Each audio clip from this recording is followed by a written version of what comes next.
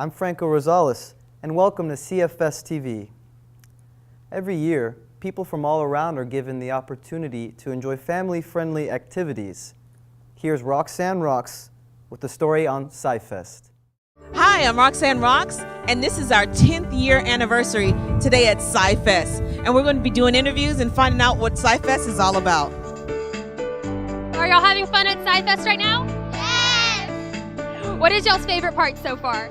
I have done the swings and the rock climbing. Carved pumpkins.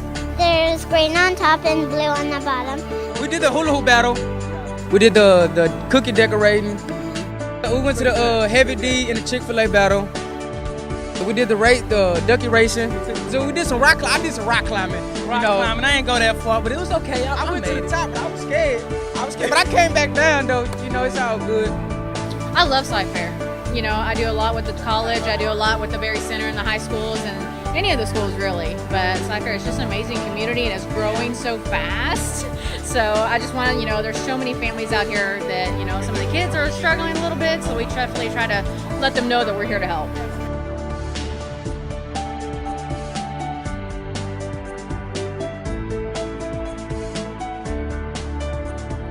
Great. A lot of kids are having fun. We see people dancing, and there's a lot of people coming out today. So we were happy to see everybody having fun. Oh, we've been having a great time. We've got all kinds of kids and families. We've been doing face painting all day. It's been great. We have coloring for the kids while they're waiting in line so they don't get bored. It's just a real fun time for everybody.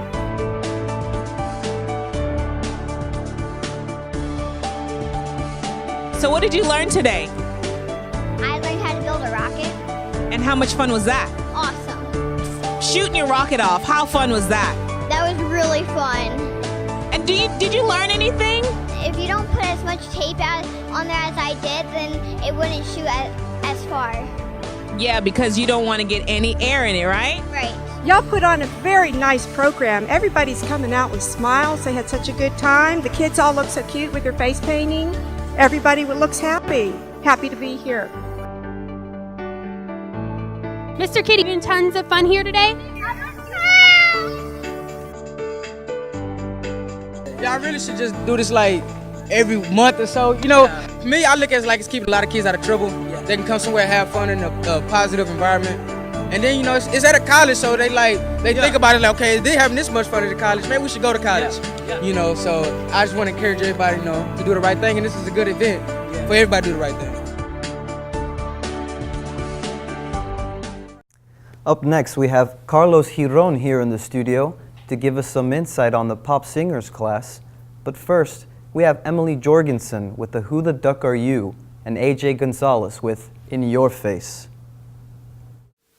Thanks, Franco. I'm Emily Jorgenson, and this is Who the Duck Are You? On this episode, we're interviewing Mark Thorsby with the Think Factory. What is the Think Factory? Well, the Think Factory is an interdisciplinary colloquium forum in which we bring together a variety of guests and speakers. We invite scientists, mathematicians, sociologists, psychologists, community leaders, politicians, students, all kinds of people. And we bring them together in order to address usually a particular theme that's of philosophical importance. So we try to make connections between the philosophy we're doing in our courses and in the research world with a sort of everyday real world community. What are some of the things the people who are involved with the Think Factory get to do? The people who are involved with the Think Factory, typically those are our faculty members who are typically involved in terms of helping us organize it, promote it, and also we invite many of our guests typically tend to be faculty members, not necessarily from our school. We've had faculty members from University of Houston, Lamar University, UT, we've had a lot of different people, but typically what they do is they typically prepare a sort of kind of spiel or a discussion topic on our prompt, and then they promote and discuss that topic with us. What are some of the things the Think Factory has done over the years? Well, the Think Factory, to give you a sense of the Think Factory, it actually began nearly 10 years ago.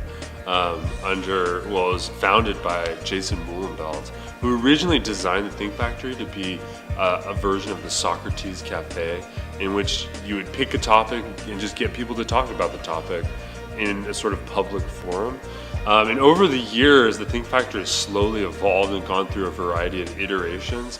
And today it's really sort of more the symposium format that we have now, where we have guests come and they present ideas based on questions that we give them. And then from there, we build a discussion with the community and with the students around that topic and interrogate that topic as best we can and explore it. So it's gone through a lot of varieties and a lot of different changes. How did you become involved with the Think Factory? Well, I became involved in Think Factory. I essentially took it over in terms of organizing it in 2010. I had done a whole variety of conferences previously when I lived in New York. I'd organized conferences, a lot of different philosophy conferences, from a philosophy conference at NYU on Rousseau to one at the New School on Derrida, and a whole bunch of different conferences. And so when I was hired on here in 2009, one of the things I wanted to do, and I really still believed then, is that the ultimate goal is to have discourse and dialogue, and you've got to do that in a different forum. And so I tried to bring to bear my experience organizing conferences into this community college in the sort of format that we had here, and I used Jason's model, the Think Factory, as a conduit. But that's how long I've been working on Think Factory. But I'm happy to say that it transcends me, and that ultimately it's become sort of its own institution within the institution, if you will. And that's who the duck he is. Thanks for watching. I'm Major Gonzales. Welcome to this edition of In Your Face. Let's go ask some people some questions. All right, what are you thankful for? America. Clothes, underwear mostly. Makeup, even though I'm not wearing any, but that's materialistic. Walking Dead. Walking Dead! Yes! This is what I do to get questions.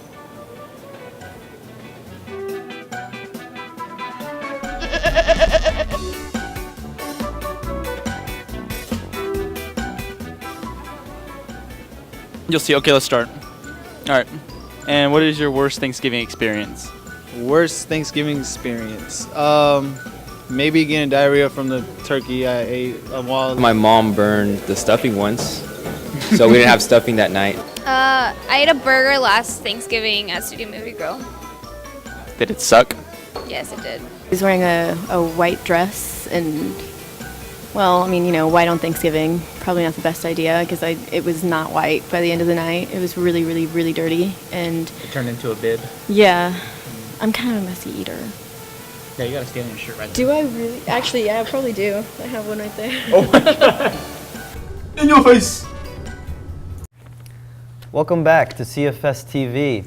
Here I have Carlos Giron from the Pop Singers class, and he's going to give us a little more insight about what it's like in the Pop Singers class. Carlos, thanks for joining us today. Thank you.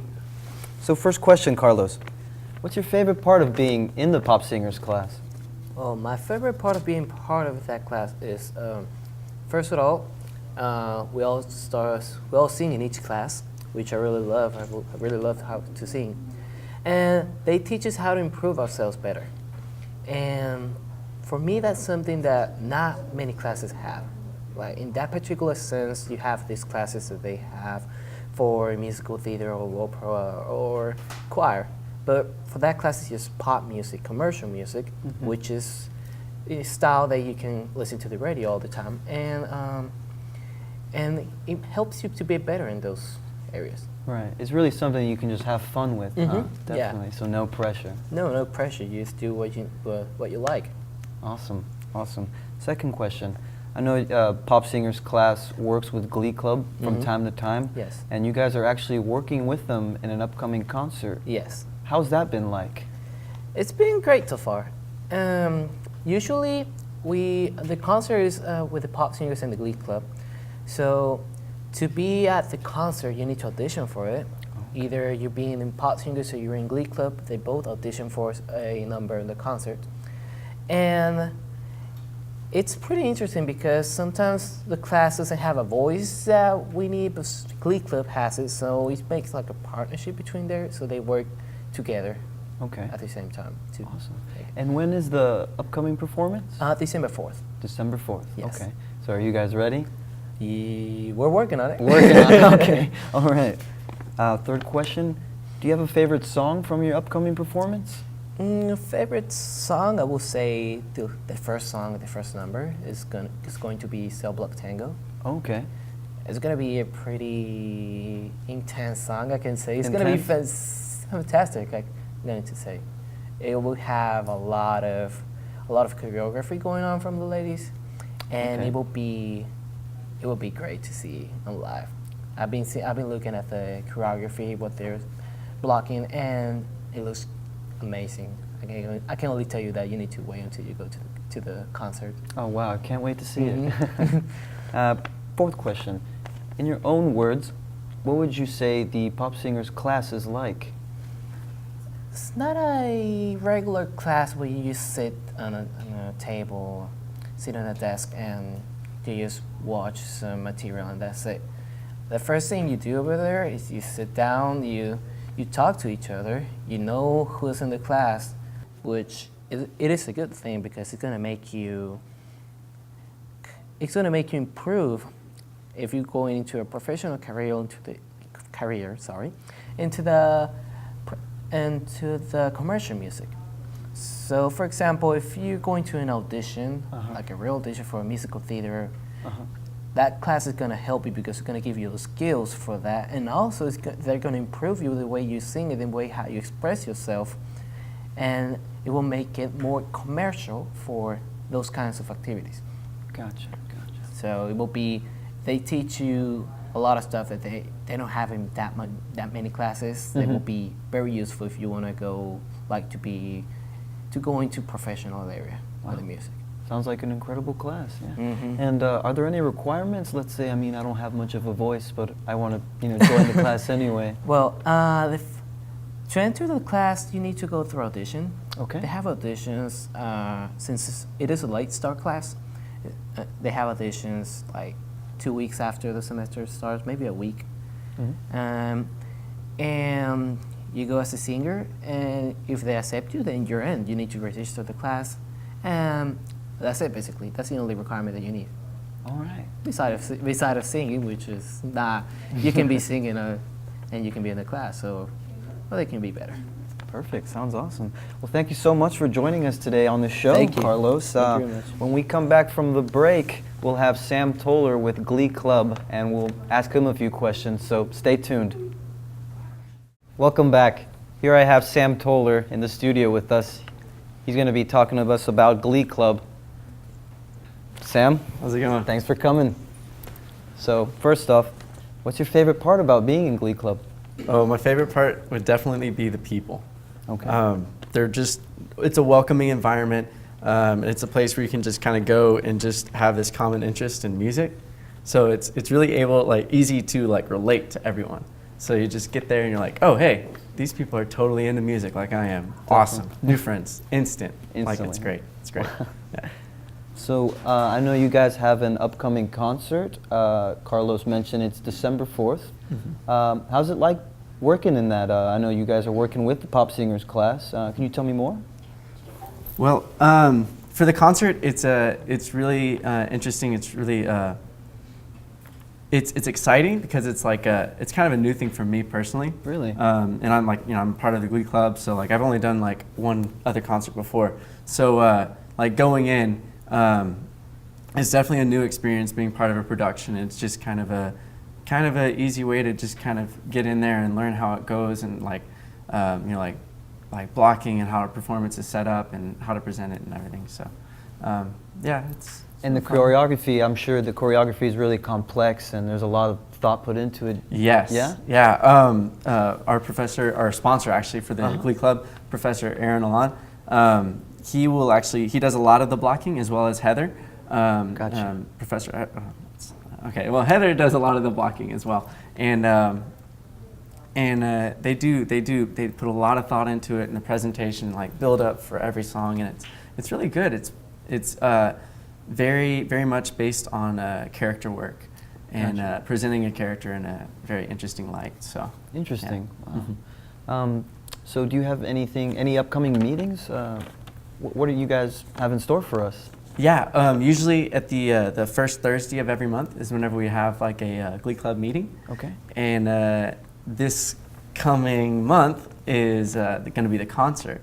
Okay. So instead of doing a meeting, we'll have the concert. But we're also going to do a winter holiday party.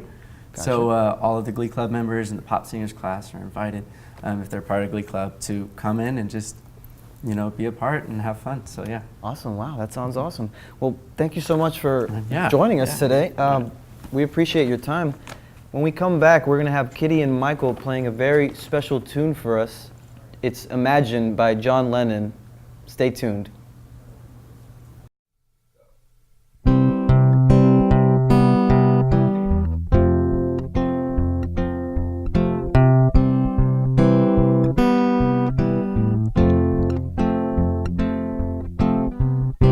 Imagine there's no heaven. It's easy if you try.